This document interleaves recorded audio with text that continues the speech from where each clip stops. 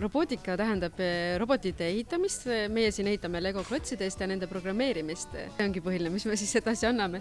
Et selliseid põhilisi teadmisi, kuidas robotid kokku panna, siis kuidas teha programmi selliselt, et robot hakkaks tegema seda, mida selle roboti ehitaja soovib. Nii et need ongi põhilised sellised esmased teadmised, et väga paljud noored ei ole veel robotitega üldse kokku puutunud, nii et me alustame üsna aastape eest.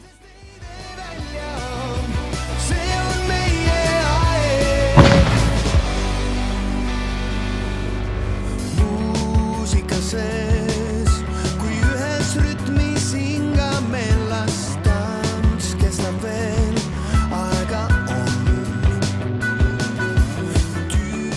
See, mida me teeme siin kooli raames, on see, et me anname lastele, noortele võimaluse saada huvi selle teaduse vastu. Nad teevad siin erinevaid keemiakatseid läbi, lasevad midagi õhku, segavad midagi kokku, ohtlikuid aineid ja lõpus ka jahutavad. Ja tõenäoliselt läbi selle siis neil tekib huvi keemia vastu, sealt natukene juba füüsika vastu ja kõikide teiste teadusharude vastu.